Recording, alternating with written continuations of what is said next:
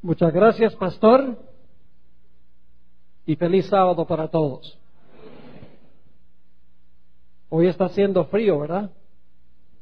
Pero lo bueno es que estamos todos apretaditos y el calor humano se transmite del uno al otro. Yo no tengo quien me transmita a mí, porque estoy aquí en la plataforma, pero el calor cristiano y el calor del Espíritu Santo se siente y se palpa en este lugar. Esta noche, como les anunciamos, vamos a estudiar el tema titulado La imagen de la bestia. En realidad es la parte número 2 del tema que comenzamos anoche, porque la imagen de la bestia se menciona en Apocalipsis 13 y el versículo 11 al 18.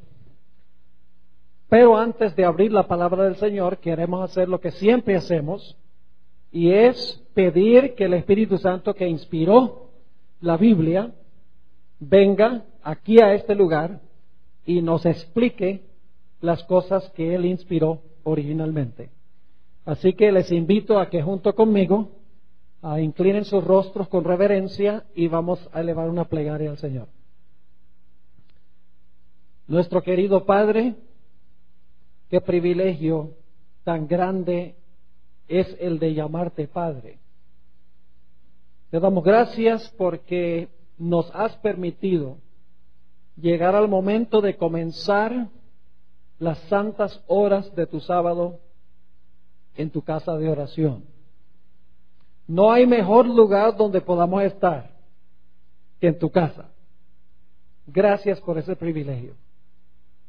Y Padre, queremos pedir esta noche, en forma especial, que tu Espíritu Santo nos acompañe en nuestro estudio. Que tú abras mentes y corazones para recibir las semillas de la verdad.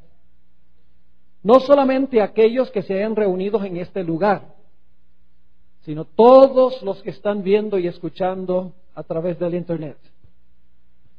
Te ruego especialmente por aquellas personas que desconocen estas cosas. Abre su corazón para que tengan la disposición de recibir tu mensaje. Te damos gracias, Padre, por el privilegio de acercarnos a tu trono y gracias por responder nuestra oración, porque te lo pedimos en el precioso nombre de tu Hijo, Cristo Jesús. Amén. Quiero recordarles que mañana, en el culto de las 11, vamos a trazar el tema ¿por qué resucitó Jesús el domingo? La mayoría de los cristianos creen que Jesús resucitó el domingo para enseñarnos que nosotros debemos guardar el domingo para conmemorar la resurrección de Cristo. Pero vamos a ver mañana la verdadera razón, la razón bíblica por la cual el Señor Jesucristo tenía que resucitar el domingo. Tenía que resucitar, sí, tenía que resucitar el domingo. Pero no es por la razón que los cristianos creen, es por otra razón. Ahora, esta noche vamos a hablar de la imagen de la bestia. Pero antes de hablar de la imagen de la bestia, necesitamos repasar algunas cosas que hemos estudiado durante las últimas sesiones aquí. Ustedes recordarán que en Apocalipsis el capítulo 13 se mencionan dos bestias. Una bestia gobernó por 1260 años. Es la primera bestia de Apocalipsis 13. La Biblia dice que persiguió a los fieles hijos de Dios. Blasfemó el nombre de Dios. Pensó que podía cambiar el día de reposo de Dios, del sábado al domingo. Y la Biblia dice que gobernó por 1260 días, que son años. Pero al terminarse los 1260 años, esta bestia recibió ¿qué? Una herida de muerte. ¿Quién le suministró la herida de muerte? El poder civil de Francia se le volcó en contra. Y después de eso, aparecieron gobiernos democráticos por todas partes del mundo, zafándose del poder autoritario de esta bestia, la primera bestia. Y por un tiempo la profecía dice que después que esta bestia recibe su herida mortal, está convaleciendo, es decir, esta herida no está activa porque se le quitó la espada. La espada es el poder civil, la ayuda del poder civil para implementar y obligar a la gente a hacer lo que ella quiere. Por un tiempo, mientras está herida, está inactiva. Pero la Biblia nos dice que la herida de esta primera bestia se va a ¿qué? Se va a sanar. ¿Y quién va a sanar la herida de esta primera bestia? La herida va a ser sanada por una segunda bestia de Apocalipsis 13. Una bestia que se levanta ¿de dónde? Una bestia que se levanta de la tierra. Y todo lo que hace esta bestia es para complacer a la primera. Manda a todos a adorar a la primera bestia. Hace una imagen de la primera bestia. Impone la marca de la primera bestia. Y dice que todo lo que hace, lo hace en presencia de la primera bestia. Es decir, quiere impresionar a la primera bestia. Y le va a devolver a la primera bestia la espada del poder civil. Esto lo estudiamos en las noches anteriores. Ahora, esta noche vamos a estudiar sobre algo que esta bestia de la tierra va a hacer. Dice que esta bestia de la tierra va a ser una imagen de la primera bestia. Ahora, si queremos saber qué es la imagen de la primera bestia, tenemos que saber quién está representada por la primera bestia. ¿Qué poder representa la primera bestia que se levanta del mar, que gobierna 1260 años? ¿Qué poder político, religioso representa esta bestia? Representa la Iglesia romana, conocida también como el papado. Ineludiblemente, ya estudiamos las características, no hay forma de zafarse de que esa es la interpretación correcta. Lo hicimos de una forma disciplinada. No cabe duda que la primera bestia representa a la Iglesia romana. Y yo pregunto, ¿qué caracterizaba a la Iglesia romana durante los 1260 años? ¿Cuál era su característica central? Sí, cambió la ley, persiguió a los santos, pero ¿qué hizo? ¿Unió qué? Unió el poder religioso de la Iglesia con ¿qué? Con la espada del poder civil. Mató con la espada, dice en Apocalipsis 13. Es decir, que la característica principal de esta bestia es que usó el poder civil para obligar a la gente a creer como ella enseñaba y a practicar lo que ella dice que se debía practicar. Ahora, si esta segunda bestia que se levanta de la tierra va a ser una imagen de la primera bestia, ¿qué significaría eso? ¿Qué es una imagen? Es una representación, una réplica. Es decir, es un reflejo, ¿verdad? Por ejemplo, si hace una imagen, una foto es una imagen, ¿sí o no? Se saca una foto de alguien, la foto es la imagen del individuo que es el original.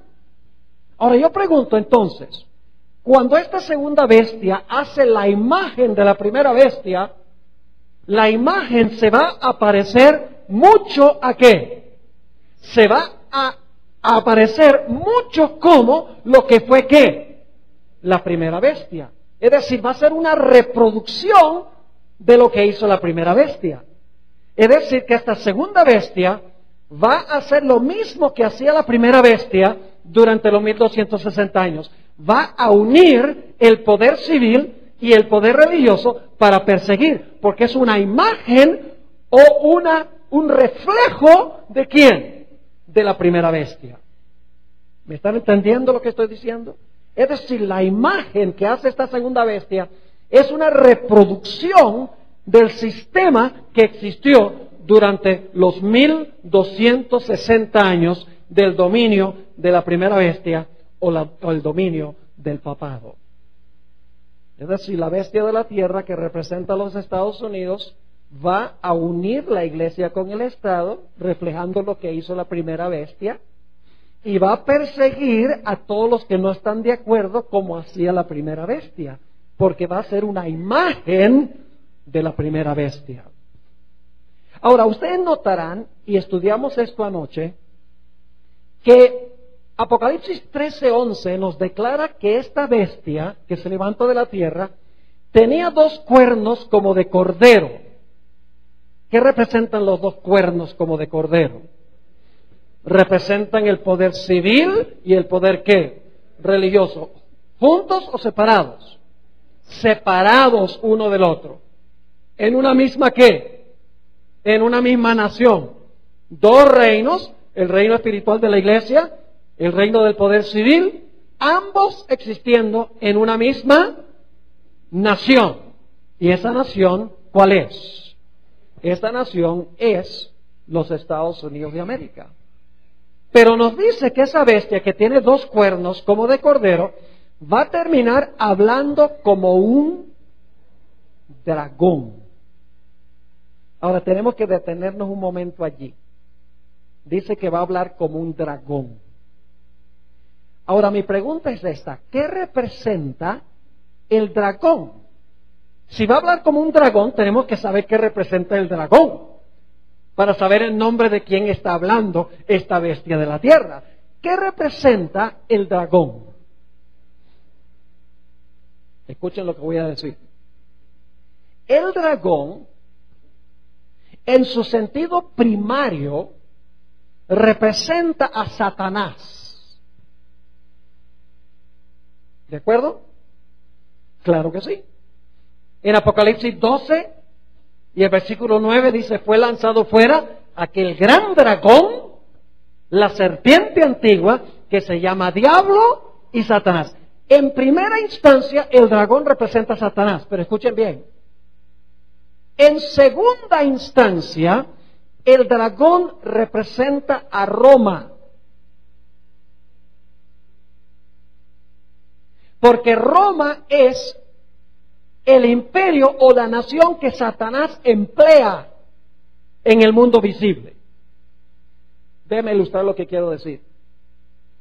Y no tienen que buscarlo porque no tenemos tiempo de leer todos los versículos, pero quiero que tengan el retrato claro en su mente.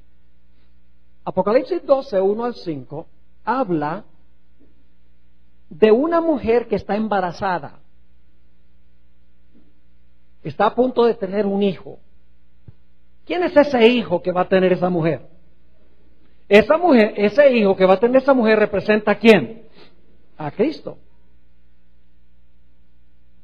Pero luego nos dice que después que ve a la mujer embarazada y va a dar a luz un hijo, de repente ve a un ¿qué? A un dragón bermejo que quiere matar ¿a quién? Quiere matar al hijo cuando nazca. Lo pueden leer los primeros 5 versículos de Apocalipsis 12. Nada más les estoy pintando el cuadro.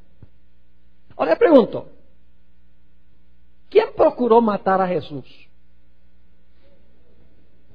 ¿Fue Satanás o fue Roma? Siempre hago esa pregunta. Pues se divide la gente y dice, Roma, Roma, o Satanás, Satanás. Fue Satanás a través de Roma. Es decir, el dragón representa a Satanás obrando a través de Roma. ¿Me están entendiendo? Y luego escuchen bien. Nos dice en Apocalipsis 12 que después que el niño creció y fue arrebatado a Dios y a su trono, es decir, habla de la ascensión de Jesús, dice que el dragón, ahora escuchen bien, en el versículo 6 de Apocalipsis 12, dice que el dragón persiguió a la mujer que había dado a luz al niño. ¿Y cuánto tiempo lo persiguió? Tiempo, tiempos y la mitad de un tiempo. Ahora yo pregunto, ¿quién persiguió a la iglesia durante los 1260 años? ¿Fue el dragón o fue el cuerno pequeño?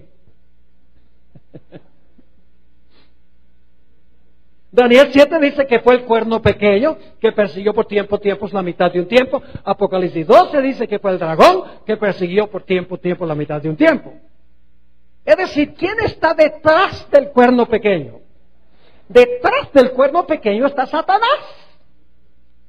Porque en Daniel 7 dice que fue el cuerno pequeño que persiguió, y en Apocalipsis 12 dice que el dragón persiguió a la mujer. Es decir, es Satanás obrando a través de ¿qué? ¿De cuál poder? De Roma. ¿Cuál Roma? De Roma papal. ¿Sí me están siguiendo o no? Satanás a través de Roma trata de matar al niño. Satanás a través de Roma trata de matar a la mujer. Y en Apocalipsis 13:11 dice que en el tiempo del fin, después que se sana la herida mortal, dice que la bestia de la tierra habla como un dragón. ¿Como quién habla esta nación? ¿Como quién? Satanás. ¿Y qué más? Satanás obrando a través de Roma. Porque en todas las etapas, Roma es el poder que está delante de Satanás. Satanás está detrás del telón. ¿Me están entendiendo? Es decir, el dragón a través de Roma trata de matar al niño. El dragón a través de Roma papal trata de matar a la iglesia fiel. Y Satanás a través de esta nación habla como un ¿qué? Como un dragón. Es decir, no solamente habla como Satanás, sino que habla como Roma. ¿Sí entendieron ese punto? Ahora, escuchen. ¿Qué significa que esta bestia hablaba como un dragón? ¿Cómo habla una nación? Anoche estudiamos sobre el origen de los Estados Unidos. ¿Qué clase de gobierno fue el que se estableció por los padres constitucionales? ¿Una monarquía? No. Una república. Yo pregunto, ¿cómo habla una república? Una república habla, el pueblo habla a través de sus ¿qué? A través de sus representantes que eligieron al Congreso. ¿Sí o no? Ahora permítame leerles aquí una cita del Conflicto de los Siglos, página 495. Conflicto de los Siglos, página 495. Fíjense lo que dice la escritora. Dice, el hablar de la nación son los actos de sus autoridades legislativas y judiciales. ¿Qué es el hablar? Dice ella, los actos de sus autoridades legislativas y judiciales. Por esos actos, la nación desmentirá los principios liberales y pacíficos que expresó como fundamento de su política. ¿Cómo habla entonces una nación que es una república? Elige a sus representantes y entonces la voz del pueblo es el Congreso.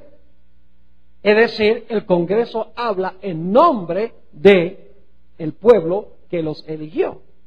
Eso es un gobierno republicano, es un gobierno representativo, en otras palabras, donde toda la nación tiene representantes y el pueblo habla a través de sus representantes. Quiere decir entonces que esta bestia que tiene dos cuernos como de cordero, esta bestia que profesa creer en la separación de iglesia y Estado, en dos reinos en una misma nación, el poder civil y el poder religioso, no juntos ni revueltos, sino separados, ¿qué van a hacer sus autoridades legislativas y judiciales? Van a hablar contrario a lo que representan los dos ¿qué? los dos cuernos. Es decir, van a hablar como el dragón, como Roma. ¿Y cómo se portaba Roma? ¿Qué hacía Roma papal durante los 1260 años? Unía la iglesia con el Estado. Es decir, que esta nación va a hablar de esa misma manera, como habló el dragón durante los 1260 años. Ahora quiero repasar brevemente lo que estudiamos anoche. ¿Recuerdan la primera enmienda a la Constitución de los Estados Unidos? Es muy importante. La primera enmienda a la Constitución de los Estados Unidos dice: el Congreso no hará ninguna ley que establezca religión.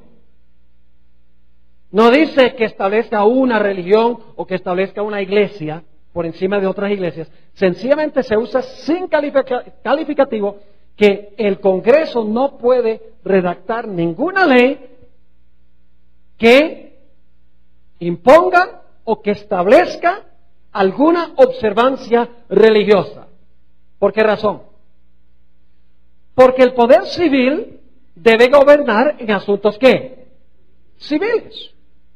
El gobierno civil no tiene derecho de hacer leyes religiosas, porque la religión le pertenece ¿a quién? Le pertenece a Dios. ¿Me están entendiendo lo que estoy diciendo?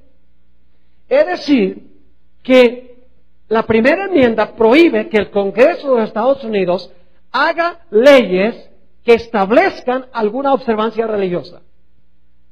Pero la primera enmienda también le prohíbe al Congreso hacer leyes que le prohíba a la gente que practique su religión. Hay una diferencia entre esas dos cláusulas. La primera cláusula le prohíbe al gobierno establecer alguna observancia religiosa. La segunda cláusula de la primera enmienda prohíbe al Congreso hacer leyes que le prohíba a la gente practicar su religión. Y lo ilustramos con dos historias en el libro de Daniel anoche. Posiblemente algunos no estuvieron, permítame repasar esas historias. ¿Recuerdan la historia de Daniel 3? Yo pregunto, ¿Nabucodonosor estaba estableciendo una observancia religiosa? Claro que sí. Puso una estatua y dijo, el poder civil dijo, ¿todo el mundo a qué? Todo el mundo a adorar. ¿Estaba estableciendo una observancia religiosa? Claro que sí. Yo pregunto, ¿sería esa una violación de la primera enmienda a la Constitución de los Estados Unidos? Claro, porque el Congreso no puede hacer ninguna ley, la palabra ninguna se usa, que tenga que ver con establecer religión. Y la Biblia nos dice que mandó a todo el mundo a adorar esa estatua. Pero había 3 jóvenes que dijeron, nosotros no lo hacemos. Yo pregunto, ¿esos 3 jóvenes eran buenos ciudadanos? ¿Eran buenos ciudadanos? Claro que sí. ¿Eran gobernantes en el reino? Claro que sí. Entonces, ¿por qué desobedecieron el mandato del rey? Porque el rey estaba sobrepasando su esfera de autoridad.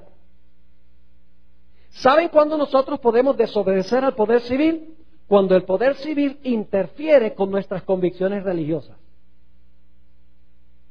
Pero fuera de eso debemos ser como Daniel y sus amigos, buenos ciudadanos en todas las cosas. Pero si el poder civil establece religión como Nabucodonosor, Dios nos da el perfecto derecho de desobedecer esa ley.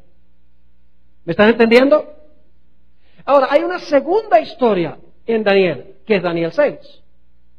En Daniel 6, el rey no está estableciendo una observancia religiosa, sino que le está prohibiendo a Daniel que practique su religión.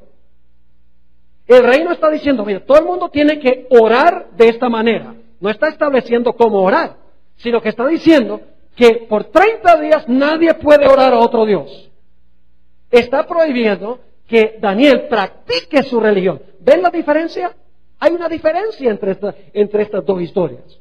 Porque Nabucodonosor establece religión, mientras que Darío prohíbe que se practique la religión. Prohíbe que ore. ¿Y qué hizo Daniel? La Biblia dice que Daniel fue, abrió las ventanas y 3 veces al día desobedeció la ley del reino. ¿Tenía derecho de desobedecer la ley del reino? ¿A quién le pertenece la oración? ¿Al poder civil o a Dios? Entonces el poder civil no puede decirme cómo orar, si no debo orar, si debo postrarme, si debo pararme, si debo sentarme. El poder civil no puede decir nada con respecto a la oración. Porque la oración es un deber que le debo a quién. La oración es un deber que yo le debo a Dios. Es decir, la primera enmienda a la Constitución de los Estados Unidos, y ustedes están escuchando un poquito de la historia de los Estados Unidos y el sistema político de los Estados Unidos, porque va a jugar un papel en las profecías, por eso estoy compartiendo esto con ustedes. La Biblia nos dice que los Estados Unidos va a repudiar los principios de la primera enmienda a la Constitución de los Estados Unidos de América. Permítame leerles una cita que encontramos en los escritos de Elena White, en el libro Maranata, página 177. Escuchen bien lo que dice. Dice, vendrá el tiempo en que los hombres no solo prohibirán trabajar el domingo. Yo pregunto, ¿es eso establecer religión? Sí. Dice, vendrá el tiempo en que los hombres no solo prohibirán trabajar el domingo, sino que procurarán obligar a los hombres que trabajen el sábado. Yo pregunto, ¿la imposición del domingo como día de reposo por el poder civil es establecer una observancia religiosa? Claro que sí. El prohibir que alguien guarde el sábado es una violación de la primera enmienda que dice que el Congreso no puede hacer una ley que prohíba que usted practique su religión. Claro que sí. Y sin embargo la escritora dice claramente que vendrá el tiempo en que los hombres no solo prohibirán trabajar el domingo, sino que procurarán obligar a los hombres que trabajen el sábado. Y se les pedirá que renuncien el sábado y se suscriban al domingo, y si no lo hacen, se les exigirá que entreguen su libertad y su vida. Escuchen, la Biblia nos dice que durante los 1260 años, el cuerno pequeño o la bestia pensó que podía cambiar ¿qué cosa? La ley. ¿Y cuál fue ese cambio? El cambio fue primordialmente del día de reposo del sábado al domingo, sin autoridad bíblica. Porque no hay ningún texto en la Biblia que diga que el día de reposo fue cambiado del sábado al domingo. Y la iglesia romana lo reconoce. Ellos dicen, nosotros fuimos los que cambiamos el día de reposo del sábado al domingo, no porque la Biblia lo dice, sino por la tradición eclesiástica. Es decir, que durante los 1260 años, el cuerno pequeño o la bestia cambiaron el día de reposo, y al final de la historia van a imponer ese día de reposo bajo pena de muerte. Es decir, se va a completar lo que este poder hizo durante las edades oscuras o durante la Edad Media. Ahora, inmediatamente nos preguntamos esto. Si los Estados Unidos proclamaran una ley dominical de que todos tienen que guardar el domingo, ¿eso sería inconstitucional? Cualquier niño de 4 años entendería que una ley dominical, establecer el domingo como día de reposo por una ley del Congreso, sería una violación de la primera enmienda que dice que el Congreso no puede establecer religión. Sería la prohibición de observar el sábado una violación de la primera enmienda de la Constitución de los Estados Unidos. Claro que sí, porque el Congreso no puede hacer ninguna ley o redactar ninguna ley que prohíba que usted practique su religión. Obviamente, este tipo de ley sería una ley inconstitucional. Cualquiera lo puede entender. Porque establecer el domingo es una violación de la primera enmienda que dice que no puede establecer religión, y la prohibición del sábado es una violación donde dice que el Congreso no puede hacer leyes que la gente practique su religión. Clarito. Y sin embargo, Apocalipsis 13 nos dice que esta bestia que tiene los 2 cuernos como de cordero, que profesa creer en la separación de iglesia y Estado, al mismo tiempo que conserva los dos cuernos, habla como un dragón. Es decir, no hemos de esperar que los Estados Unidos desarraigue la primera enmienda de la Constitución. No es que ellos van a decir, no, eso no nos sirve ya, saquemos eso que dice que el Congreso no puede establecer religión, ni puede prohibir que usted practique su religión. Saquemos esa enmienda de la Constitución. No la van a sacar, la van a dejar allí. Porque la bestia que tiene dos cuernos de cordero, sigue teniendo los dos cuernos como de cordero, mientras habla como un dragón. Es decir, todavía va a decir, nosotros creemos en libertad civil y religiosa, pero en la práctica van a contradecir eso. ¿Me están entendiendo? Claramente la profecía lo dice, porque dice, tenía dos cuernos como de cordero, mas hablaba como un ¿qué? Mas hablaba como un dragón. Ahora, permítame hablarles un poco sobre los tres ramos del gobierno que hay en los Estados Unidos para que ustedes puedan entender cómo va a pasar esto. Los Estados Unidos, como muchos otros países democráticos, tiene tres ramos de gobierno. Tiene el ramo legislativo. ¿Y qué hace la legislatura? ¿Redacta qué? Redacta las leyes. El poder ejecutivo, ¿qué hace el poder ejecutivo? Hace cumplir las leyes. Y el tercer ramo es el poder judicial. ¿Qué es lo que hace el poder judicial? El Poder Judicial, por lo menos en los Estados Unidos, especialmente la Corte Suprema, interpreta las leyes. El propósito de la Corte Suprema de los Estados Unidos es decir si una ley es constitucional o no. Es decir, todo el poder para decidir si una ley es constitucional o inconstitucional yace en las manos de 9 personas. Yo pregunto, ¿qué sucedería si el Congreso de los Estados Unidos hace una ley dominical o redacta una ley dominical, se lleva a la Corte Suprema y la Corte Suprema dice que esa ley es constitucional? La ley va. ¿Me están entendiendo? ¿Qué tal si el Congreso hace una ley que dice que ya no se puede guardar el sábado? Y claro, va a haber gente que dice, eso es una violación de la primera enmienda. Lo llevan a la Corte Suprema de los Estados Unidos y la Corte Suprema dice, no, esa ley no es inconstitucional. ¿Sería inconstitucional esa clase de ley?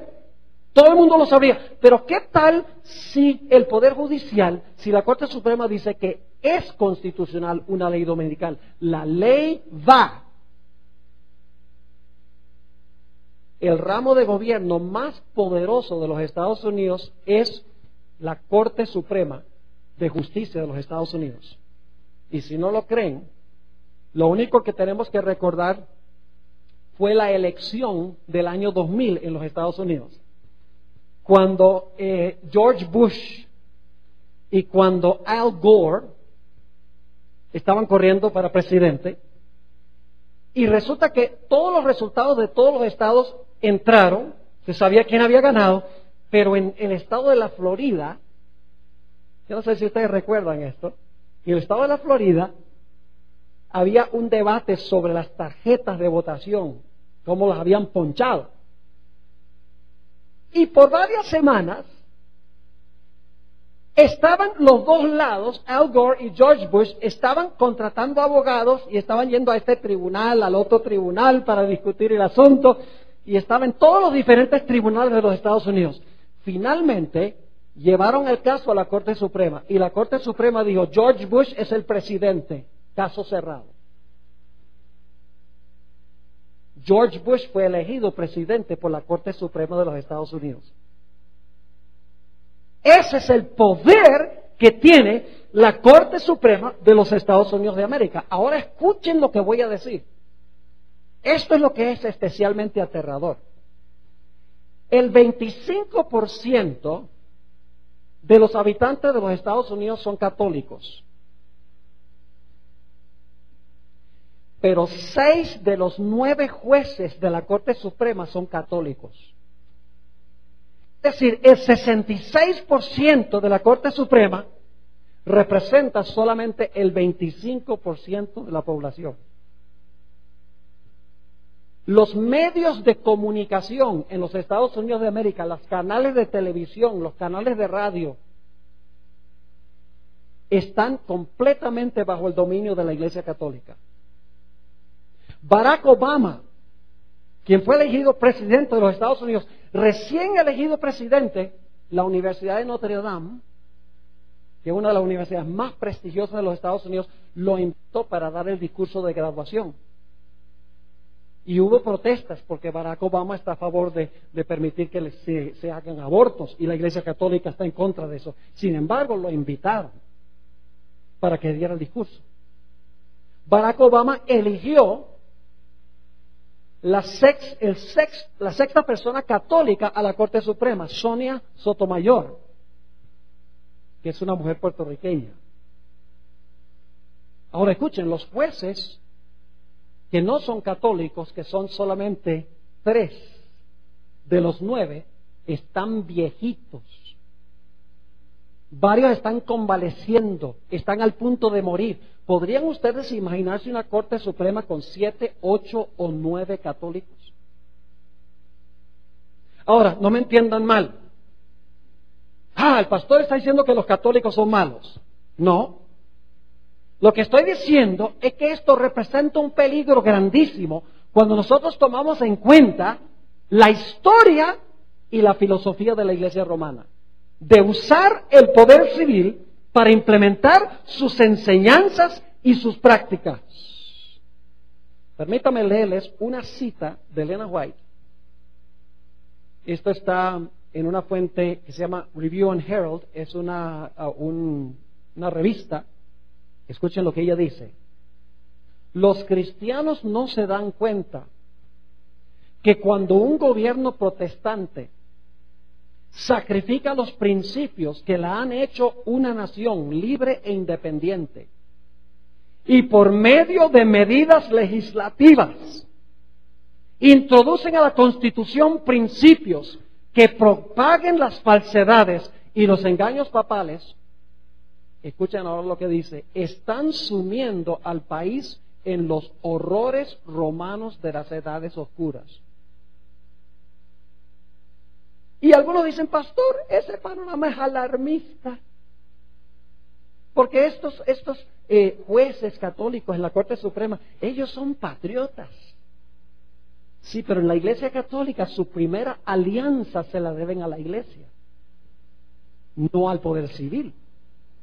Noten esta cita en el Conflicto de los Siglos, página 637. Aquí Elena White dice lo siguiente: la Iglesia Católica Romana, con todas sus ramificaciones en el mundo entero, forma una vasta organización bajo el control de la sede papal y destinada a servir los intereses de ésta. Instruye a sus millones de adeptos en todos los países del globo para que se consideren obligados a obedecer al Papa.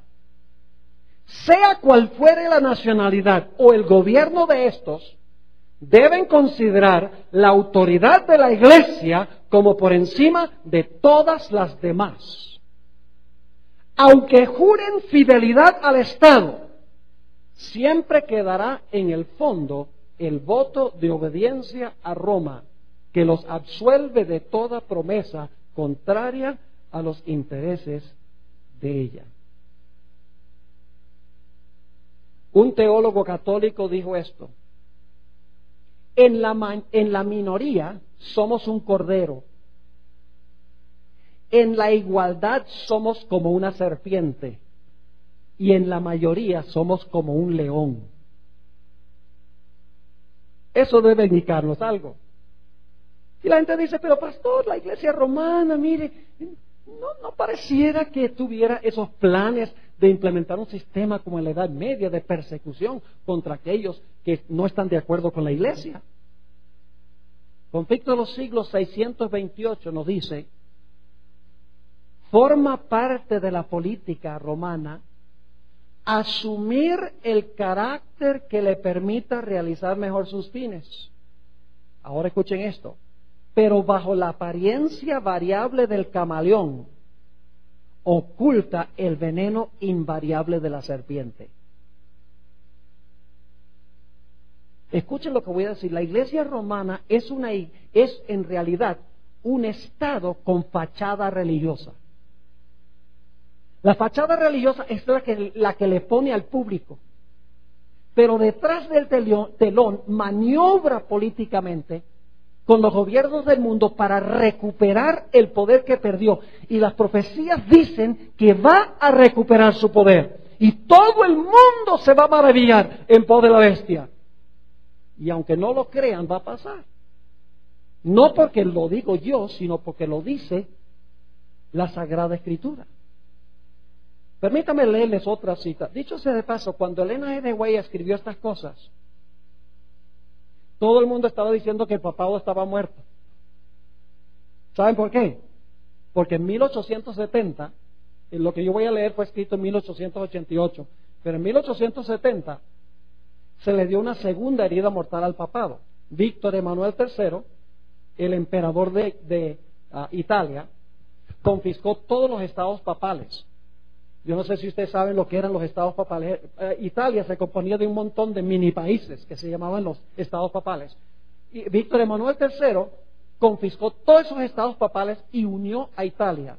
Es decir, hizo de Italia una nación.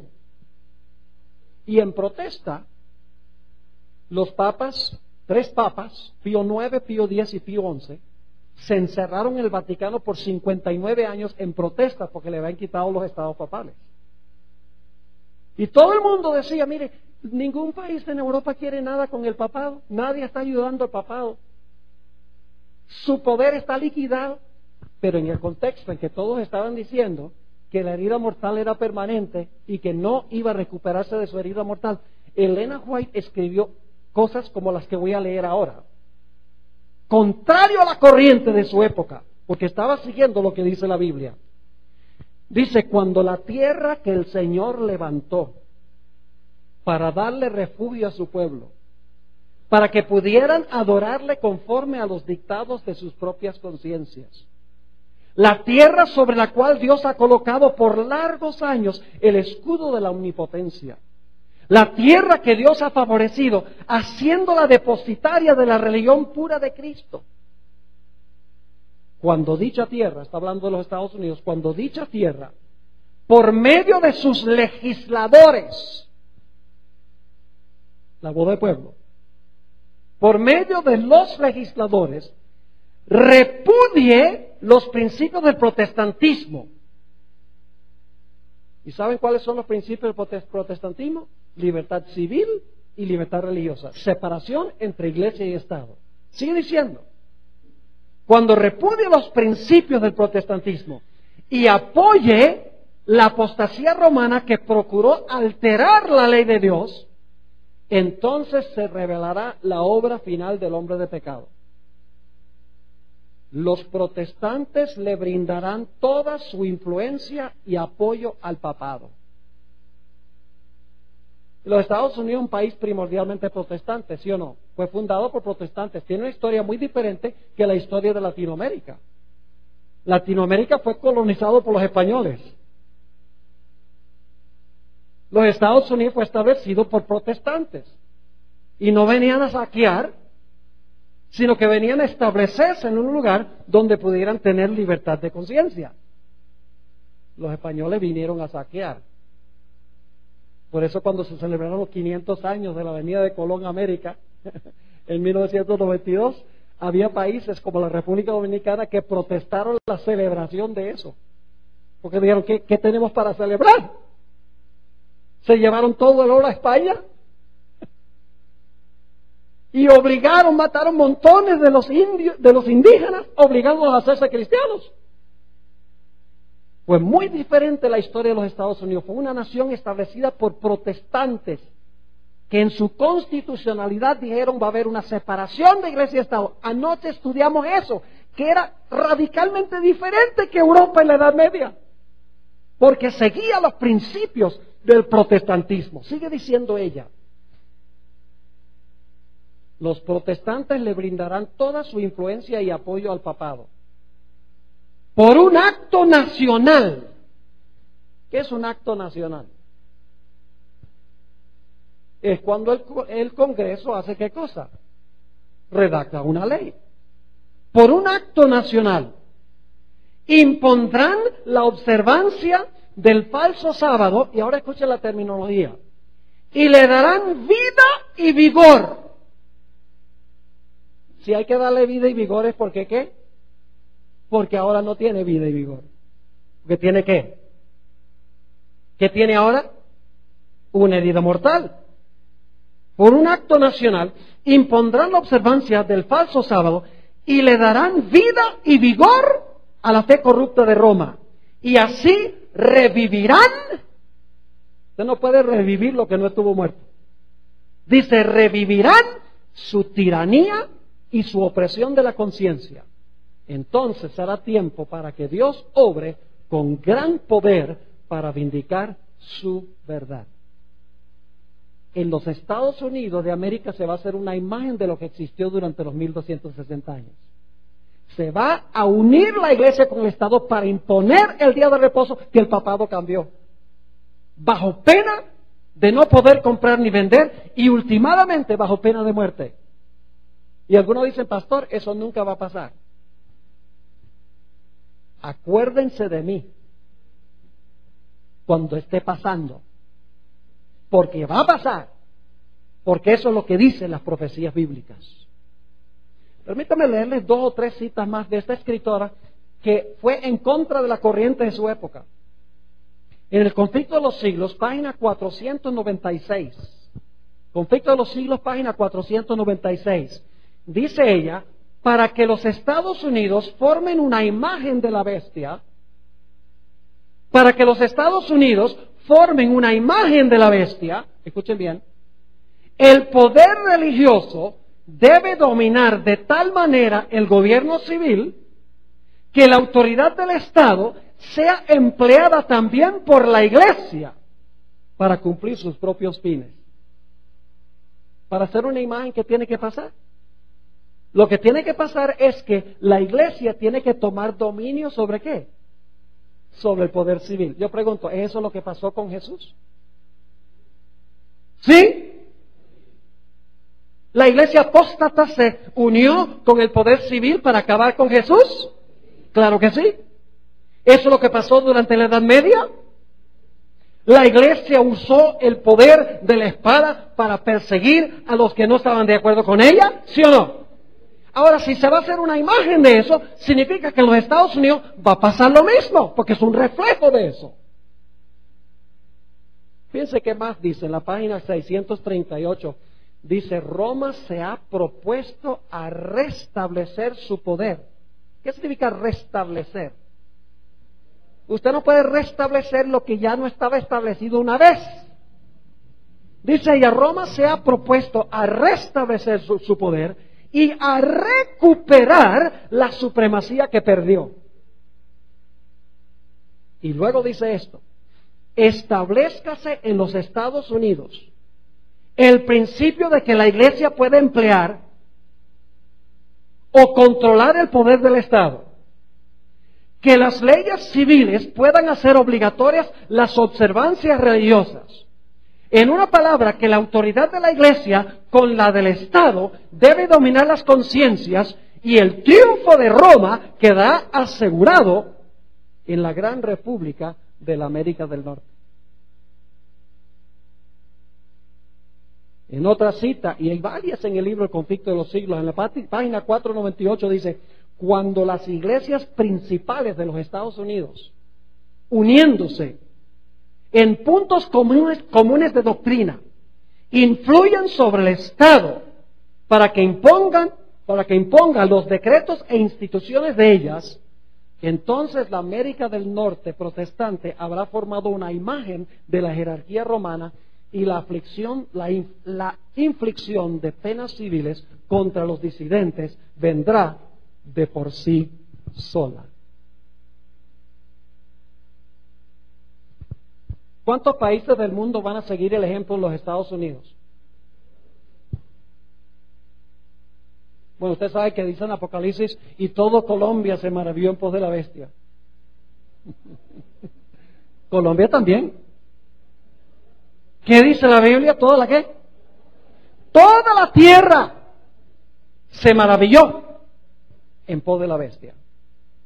Por eso es que Elena White en Testimonios para la Iglesia, tomo 6, página 18, dice: al unirse los Estados Unidos, la tierra de la libertad, con el papado, para oprimir las conciencias y para obligar a todos que honren el falso sábado, la gente de todo país del globo será inducido a seguir su ejemplo. ¿Cuántos países del globo? Todos. Y algunos dicen, pero pastor, ¿y los musulmanes qué? ¿Y los países hindúes qué? ¿Y los países budistas qué? Lo único que les puedo decir, yo no sé cómo va a pasar, pero lo único que les puedo decir es que ellos también van a seguir. Y lo más seguro es que va a pasar en medio de grandes problemas mundiales, problemas económicos, desastres en todas partes del planeta, donde la gente va a decir, tenemos que unirnos, y si no nos unimos, el planeta va a desaparecer. ¿Y saben qué más va a pasar? Se van a aparecer espíritus de demonios disfrazados de familiares diciendo que fueron enviados por Dios para decir que todos debemos guardar el domingo como día de reposo.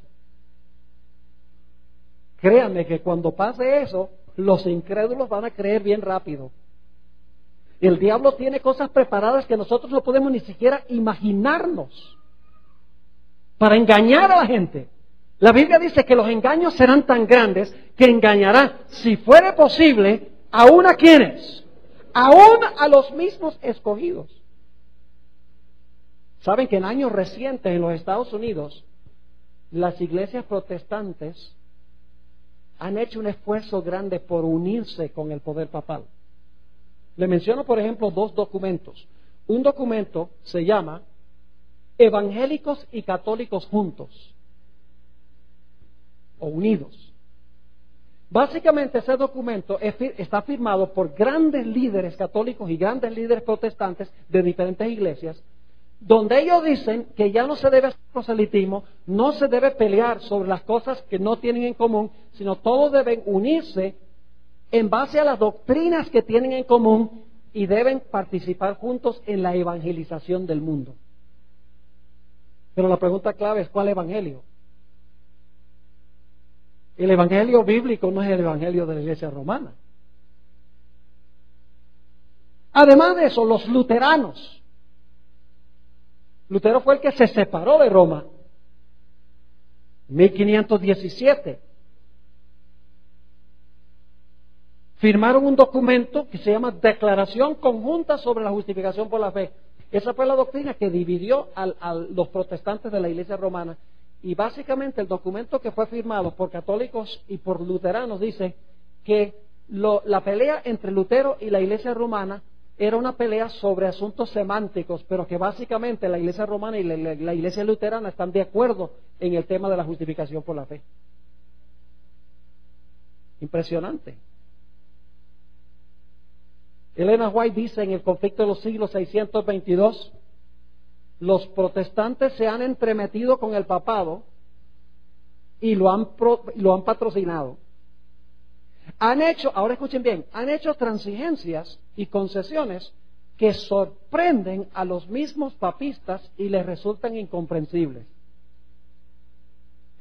La misma Iglesia Católica, no podemos creer que los protestantes hayan cedido tanto.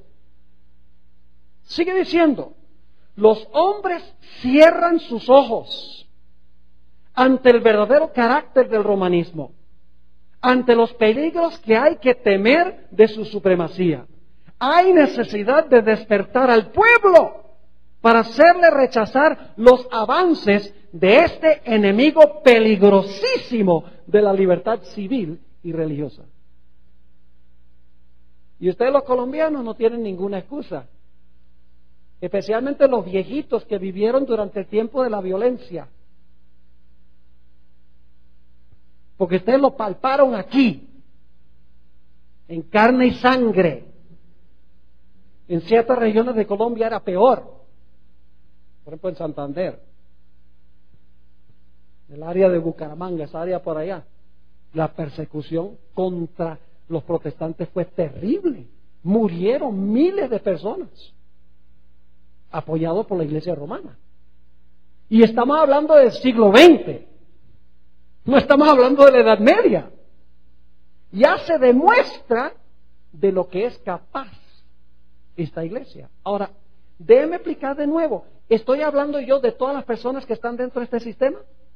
No. Yo creo que la mayoría del verdadero pueblo de Dios está en la Iglesia Católica. La mayoría de los hijos sinceros de Dios, que aman a Dios y Dios los acepta como sus hijos, están en la Iglesia Católica. Lo único es que no conocen esto. Y la Biblia dice que cuando lo conozcan, van a escuchar el llamado que dice: salid de ella, pueblo mío. Como pasó con los fieles judíos. Después del Pentecostés, ¿qué hicieron? Abandonaron a la iglesia apóstata que había acabado con la vida de Jesús y se integraron a la iglesia cristiana. Lo mismo va a pasar al final de la historia. Y escuchen bien, en los Estados Unidos no solamente los protestantes se han inclinado para con la Iglesia Católica porque tienen muchas cosas en común. Por ejemplo, los protestantes se han unido con los católicos para pelear en contra del aborto, para pelear para que se incluya la oración en las escuelas públicas, para luchar por el matrimonio tradicional, para luchar para ayudar a los pobres. Es decir, tienen muchas causas comunes que los han unido. Y por lo tanto creen que también se pueden unir en puntos de doctrina que tienen en común.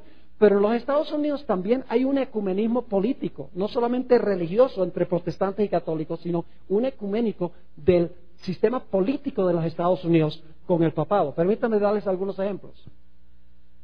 ¿Sabían ustedes que la razón por la cual cayó la Unión Soviética fue por una alianza entre el presidente Reagan y Juan Pablo II?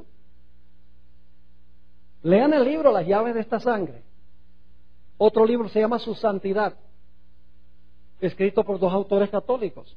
Dicen abiertamente que como resultado de la cooperación de Estados Unidos con Juan Pablo II, ellos llevaron a la caída del bloque soviético. Además de eso, los Estados Unidos estableció relaciones diplomáticas con el Vaticano. Eso lo prohíbe la Constitución, porque el sistema de gobierno de Estados Unidos no puede formar relaciones diplomáticas con una iglesia. Eso lo prohíbe la Constitución. Además de eso, el Congreso de los Estados Unidos le dio la Medalla de la Libertad a Juan Pablo II. Además de eso, en el funeral de Juan Pablo II, 3 presidentes de los Estados Unidos, la secretaria de Estado y la esposa de uno de esos presidentes, se inclinaron de rodillas delante del féretro de Juan Pablo II. Además de eso, Benedicto XVI recientemente visitó la Casa Blanca, que hace muchos años hubiera sido algo insólito. Y el presidente Bush fue al aeropuerto a recibir lo que nunca había pasado en la historia de los Estados Unidos, que un presidente fuera a recibir a un papa. Y varios presidentes, todos los presidentes de los Estados Unidos, sea Clinton, sea el padre Bush o el hijo Bush o Barack Obama, todos hacen viajes regulares al Vaticano para consultar al Papa, porque ellos saben que la Iglesia Católica tiene ramificaciones políticas en todo el mundo y tiene un servicio de inteligencia que le puede ayudar a saber cómo manejar las situaciones políticas en los diferentes países del mundo.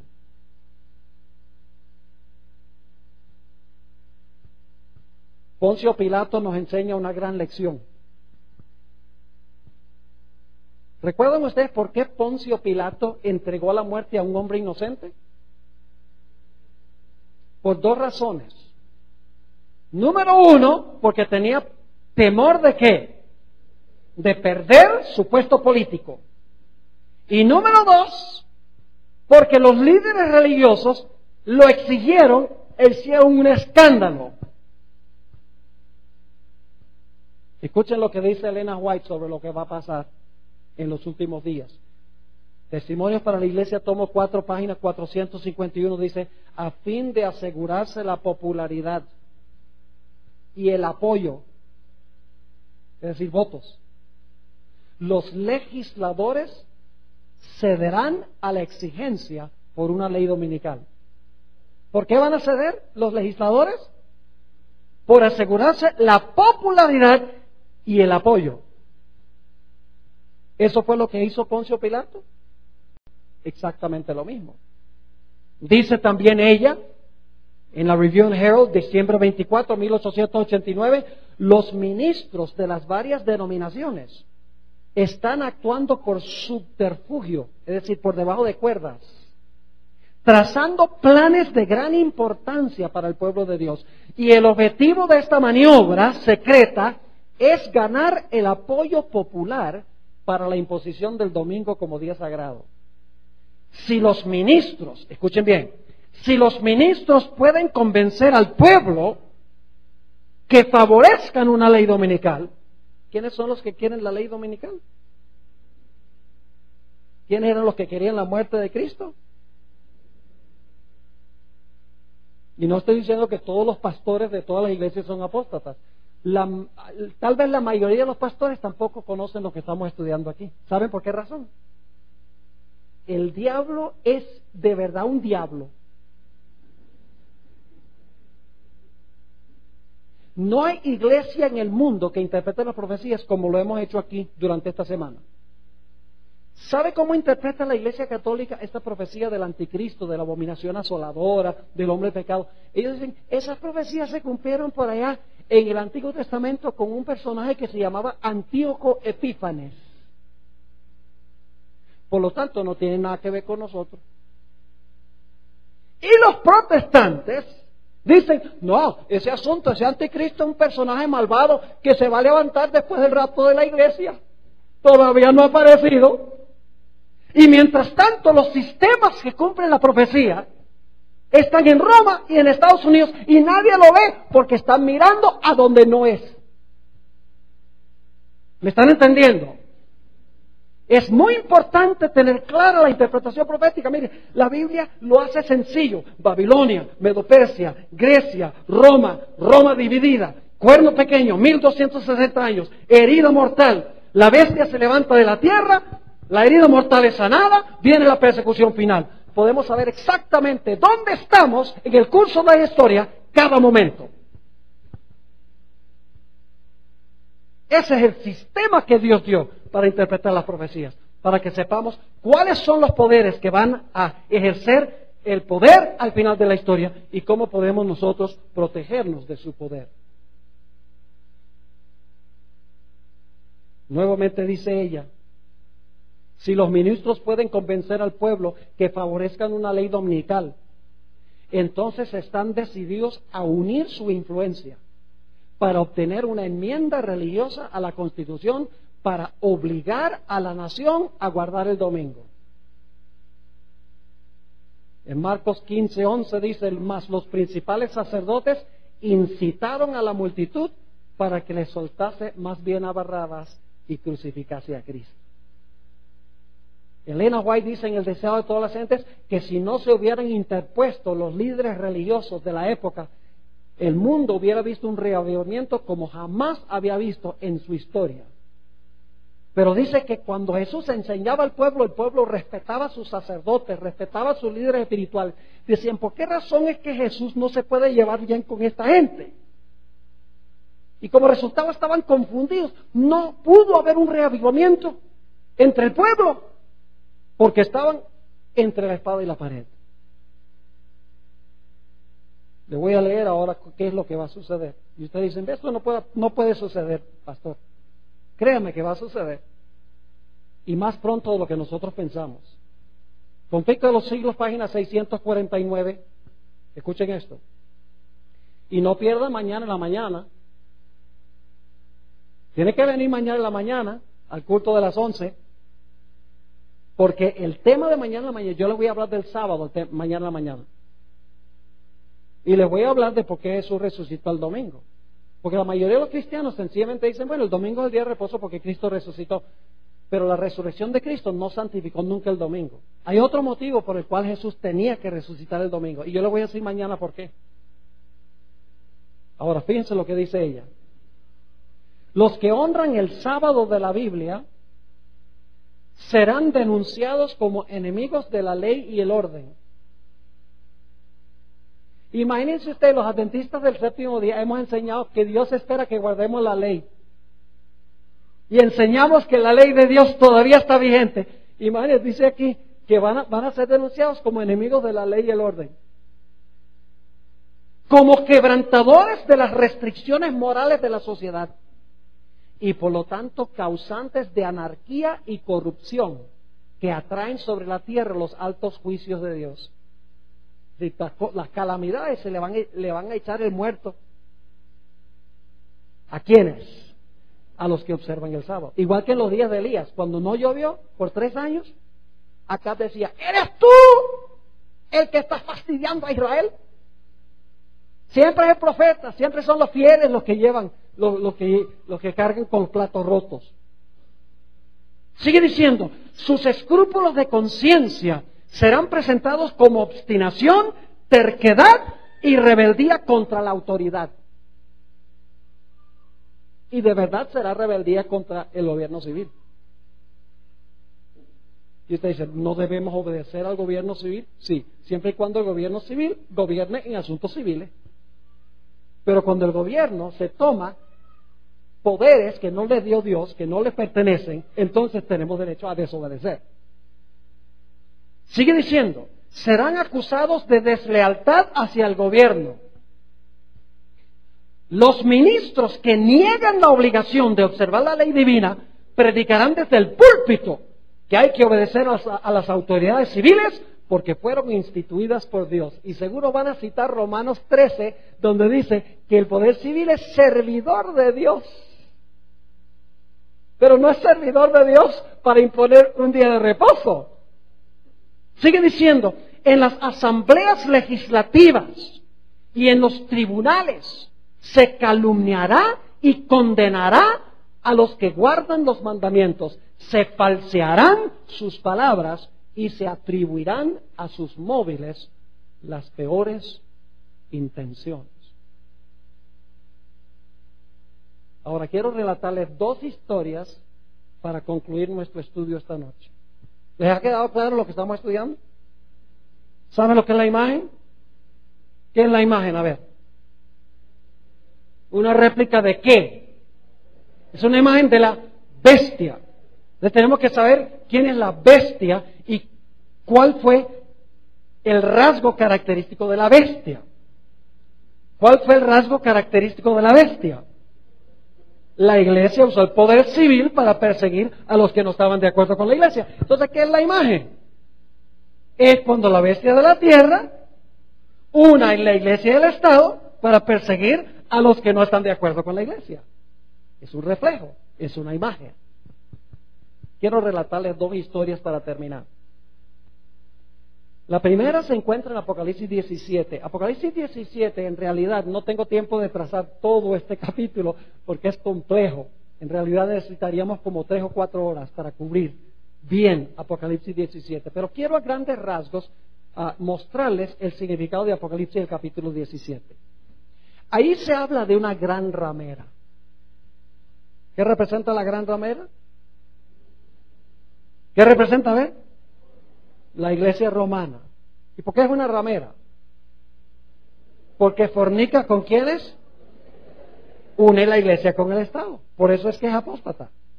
Por eso es que es una iglesia adúltera. Y dice que esta ramera está sentada sobre muchas aguas. ¿Qué representan las muchas aguas? Muchedumbres, naciones, lenguas y pueblos. ¿Qué significa el hecho de que está sentada sobre ellas? Significa que las ¿qué? Que las gobierna. Ahora se la llama la madre de las rameras, lo cual significa que tiene ¿qué? Hijas que nacieron de ella. Está vestida de púrpura, escarlata, perlas y piedras preciosas. En su mano tiene una copa de vino que representa sus falsas doctrinas que le da a todas las naciones, emborrachan a las naciones para que no puedan entender la verdad.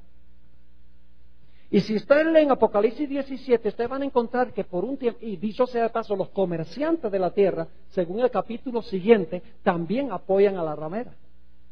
Por un tiempo, los reyes, los comerciantes del mundo, las muchedumbres, naciones, lenguas y pueblos, todos están apoyando a la ramera, las cosas van bien, hay un nuevo orden mundial. Pero de repente algo va a pasar. En Apocalipsis el capítulo 17 y el versículo 16, 17 y el versículo 16, dice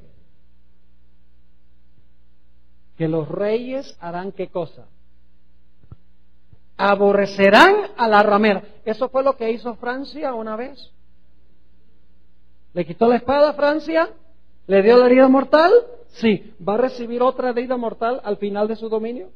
Claro que sí. Dice, aborrecerán a la ramera, los reyes con quien fornicó, con quien le fue bien. Y la dejarán desolada y desnuda y devorarán sus carnes y la quemarán con fuego. Es decir, van a estar bien bravos cuando se den cuenta que esta ramera los estaba engañando.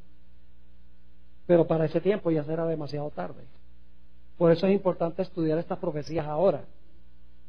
Ahora quiero leerles la descripción que da el Ellen G. de White de este momento cuando las muchedumbres se vuelquen en contra de la ramera, como pasó en Francia. Pero esta es la herida mortal final, de la cual no se va a sanar. Ahora escuchen cómo describe ella esto. Conflicto de los siglos, páginas 713 y 14. Los hombres ven que fueron engañados.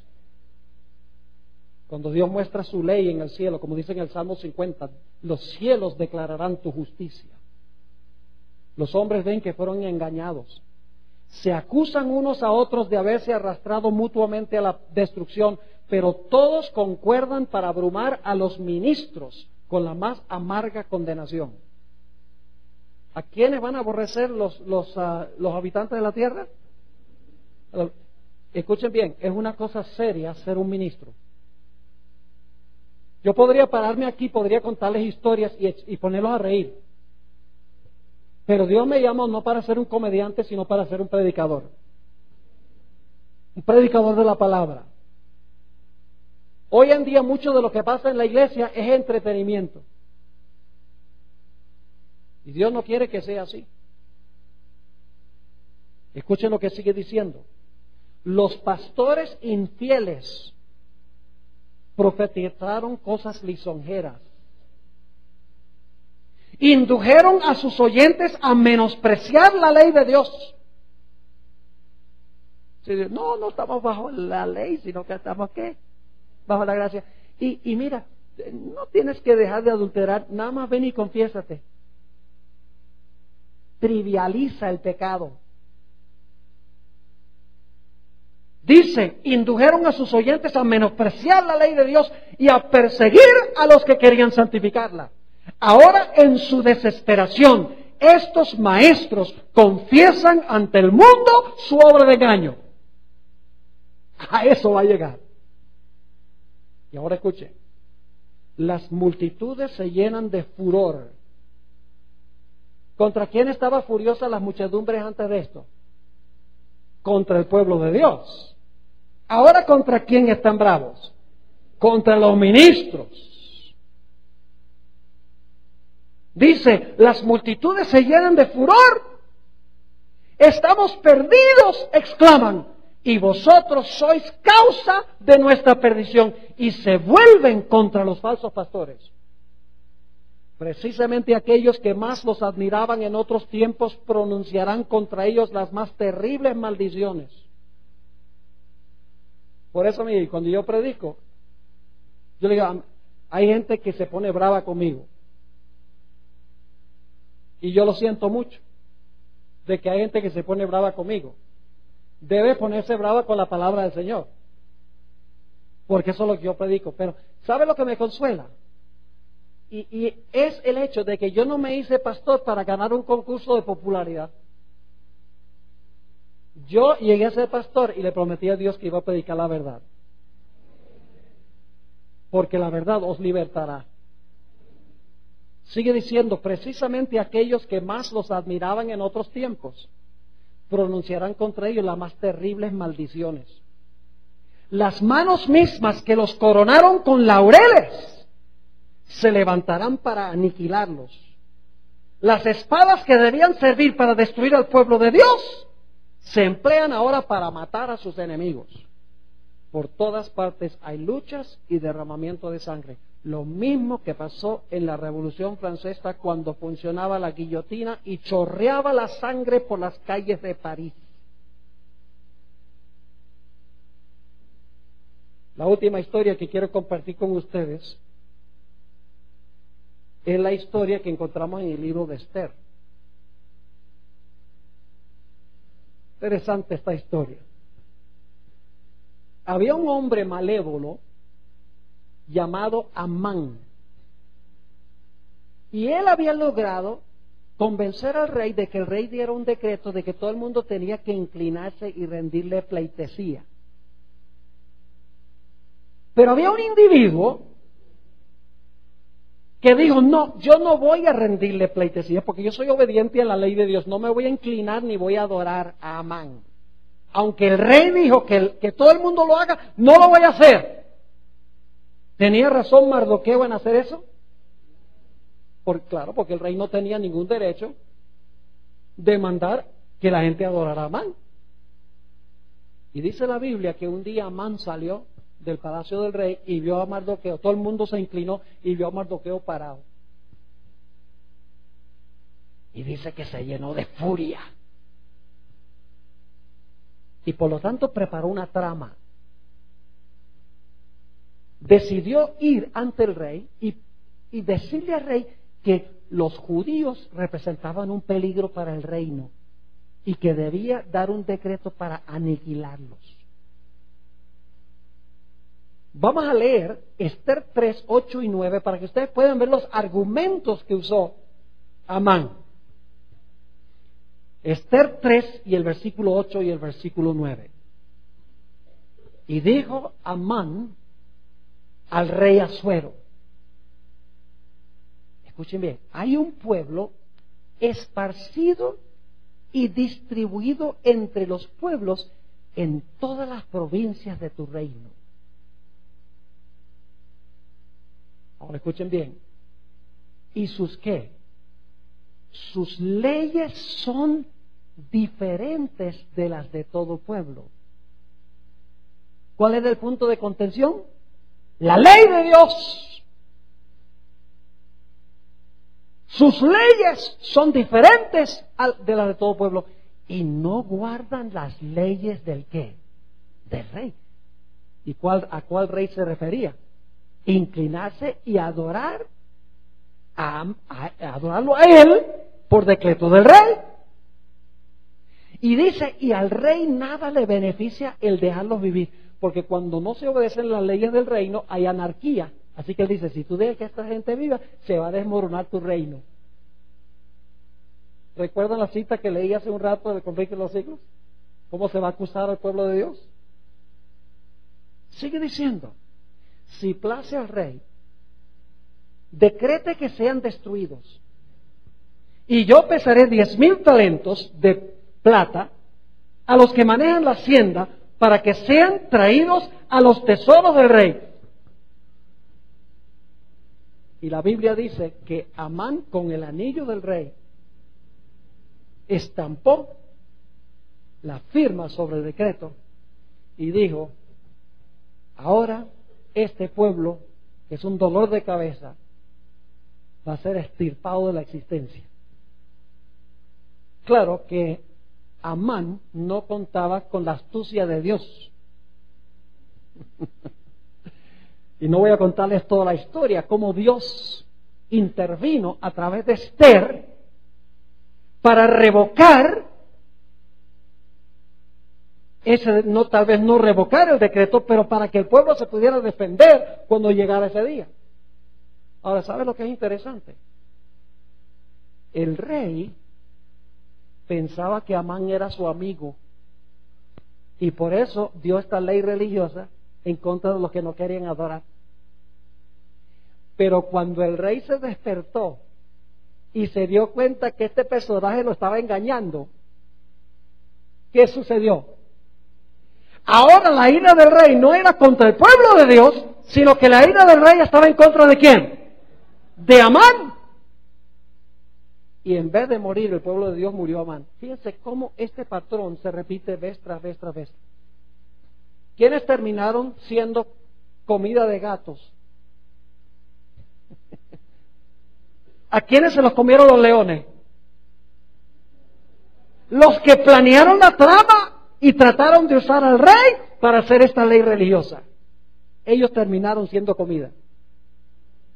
¿Quiénes murieron cuando los 3 jóvenes fueron echados al horno? Los que los echaron. ¿Quién murió en la horca que fue preparada para Mardoqueo? Amán. Los judíos usaron a Roma para acabar con Jesús y luego ¿qué hizo Roma? Acabó con ellos. En 1798 el papado usaba los poderes civiles del mundo. ¿Qué hizo Francia? Lo había apoyado y se le volcó en contra. Y Apocalipsis 17 dice que esta ramera que usó a los reyes para perseguir al pueblo de Dios, los reyes se van a volcar y la van a aborrecer. ¿Me están entendiendo lo que estoy diciendo? Todas las profecías apuntan a este clímax. Y escuchen bien, no quiero que ustedes se asusten esta noche. Ay, ese fue hace un tiempo terrible, qué susto. No. ¿Libró Dios a Mardoqueo? ¿Libró a Daniel? ¿Libró a los 3 jóvenes? Dios siempre interviene para librar. Serán tiempos difíciles. Pero la Biblia dice que en aquel tiempo se levantará Miguel, aquel príncipe que está por los hijos de tu pueblo. Y será tiempo de angustia. Va a haber un tiempo de angustia, no me crean que no. Será un tiempo de angustia cual no hubo desde que existió nación. Pero en aquel tiempo será libertado tu pueblo, todos los que se hallaren escritos en el libro. ¿Cuándo es que nosotros debemos desarrollar esa fidelidad? Y no, pastor, cuando llegue ese momento Dios hace como un roble.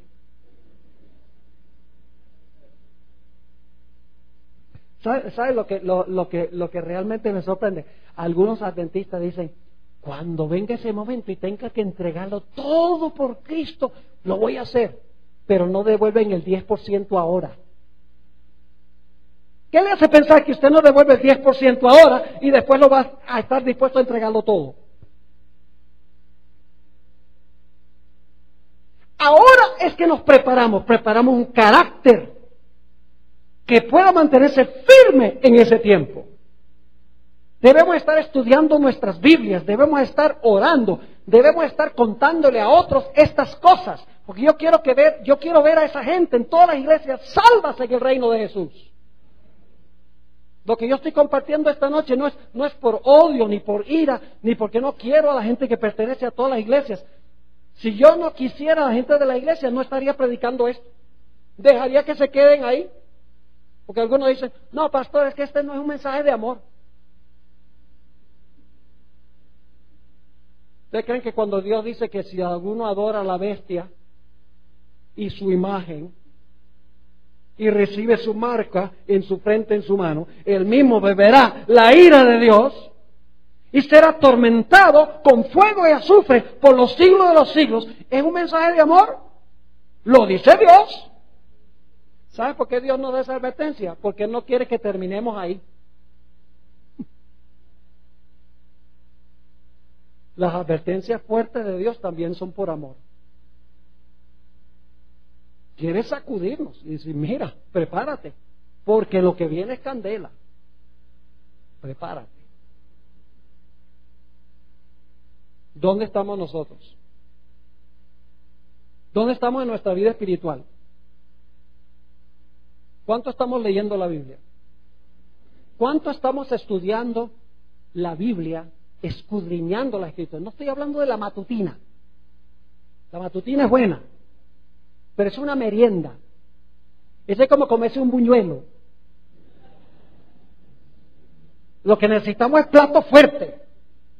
Arroz, frijoles, patacones, aguacate. Algo que de verdad alimente.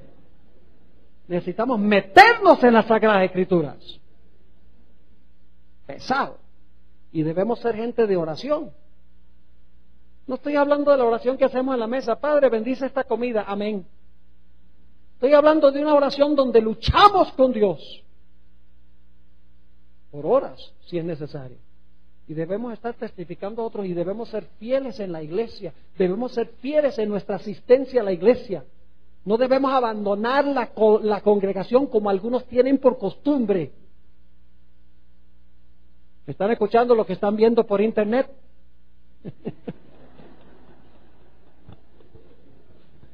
Que pueden quedarse en la comodidad de su casa. Y pueden ir a buscar una mandarina y comer mientras están viendo esta programación por el internet. No digo que eso está mal, pero nosotros debemos amar venir a la iglesia para disfrutar del compañerismo cristiano. Llega el momento cuando no vamos a poder tener esa bendición. Aprovechémosla mientras podamos. Ahora quiero mencionar una cosa para terminar. Y mañana a la mañana voy a hacer un llamado más específico al concluir nuestra serie de temas. En Apocalipsis, el capítulo 18, y los primeros 5 versículos dice que Babilonia ha caído. Babilonia son estos sistemas de los cuales hemos hablado. Representa la bestia y representa la bestia que se levanta de la tierra, representa la imagen de la bestia. Eso es Babilonia.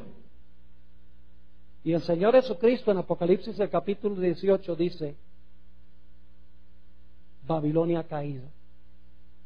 Y luego hace un llamado. Dice: salid de ella, pueblo mío. ¿Dios tiene pueblo en Babilonia? Si Dios no tiene pueblo en Babilonia, porque dice: sal de Babilonia, mi pueblo. Por eso digo, la mayoría del pueblo de Dios verdadero está en estas organizaciones religiosas que desconocen esto. El verdadero pueblo de Dios en su mayoría está allá. Lo único que está haciendo es esperando que nosotros compartamos este mensaje con ellos. Si me permiten una ilustración para terminar. Algunas personas me han dicho: pastor, estos mensajes lo que hacen es espantar a la gente y enojar a la gente. Permítame contarle un par de historias. Una bíblica y también un par de historias que yo he tenido en mi iglesia. ¿Ustedes recuerdan el sermón que predicó Esteban en Hechos 7? Oye, si ustedes leen eso, al final de ese sermón dice: ustedes mataron a Jesús. Y dice la Biblia que los corazones de ellos rugían de ira y crujían los dientes, porque Esteban había predicado un mensaje tan fuerte. ¿Y saben ustedes quién especialmente estaba bien bravo? Saulo de Tarso. ¿No hubiera sido mejor que Esteban predicara un sermón más blandito?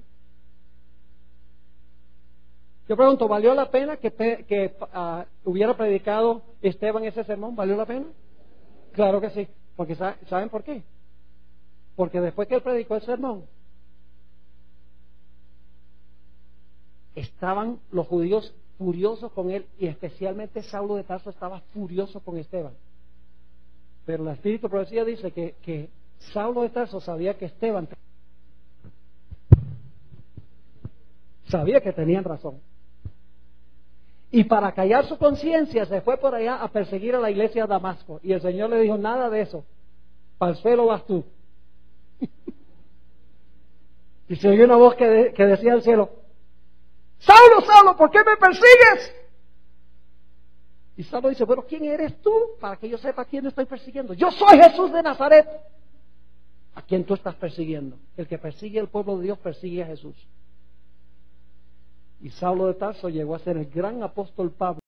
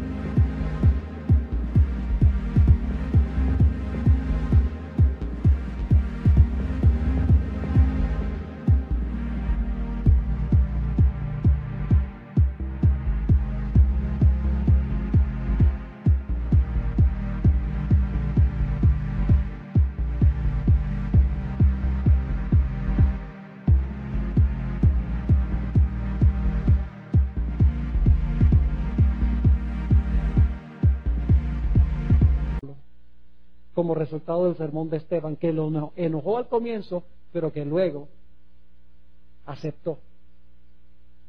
¿Sabes? Yo tengo 2 damas en mi iglesia que pasó lo mismo. Prediqué una serie evangelística sobre Génesis. Una dama que se crió en un convento con monjas, cuando yo prediqué el tema sobre la bestia. Hasta ese momento era todo sonrisas. Pero cuando yo prediqué ese sermón, dejó de asistir a la iglesia. Y cuando venía de vez en cuando, si las miradas mataran, no hubiera alcanzado a llegar a Bogotá. Furiosa. No quería verme ni en retrato. Y algunos miembros de la iglesia me decían: pastor, ¿no ve? Por hablar tan fuerte, mire, la espantó. Y yo le dije: de nomás. Está enojada, pero la verdad le va a llegar al corazón, no se preocupe. Toma tiempo. Para hacer una larga historia corta, esta mujer ahora es directora del departamento de primario de la escuela sabática. Se bautizó y es adventista. Y no solo eso, saben que me escribió una tarjetita. Esto fue solamente hace 3 meses, pidiéndome perdón por todas las miradas feas que me dio. Dice: pastor, usted tenía toda la razón. Yo sabía que era la verdad, pero no quería aceptarla. ¿Valió la pena haber predicado tan fuerte? Claro que sí. Otra dama en mi iglesia, directora del departamento de Kinder, le pasó lo mismo. Prediqué estos sermones sobre la bestia, la imagen de la bestia, y aunque siguió asistiendo, su esposo era dentista, no me miraba con buenos ojos. Cuando me veía viniendo, se iba por otra avenida o por otra parte, para no tener que encontrarse conmigo. Pero luego vino un evangelista a la ciudad donde yo vivo, predicó una serie de temas, ella asistió y aceptó el mensaje adventista. Y se bautizó y ahora dirige el departamento de Kinder de la escuela sabática en mi iglesia. ¿Valió la pena haber predicado la verdad? Claro que sí. Al principio puede ser que la gente se enoje, pero una vez que pueden ir a la Biblia y pueden estudiar y reflexionar y permitir que el Espíritu Santo procese la información, finalmente se doblegan y se entregan al Señor y llegan a ser grandes campeones de la verdad de Dios. Lloro al Señor de que nosotros los adventistas nos pongamos.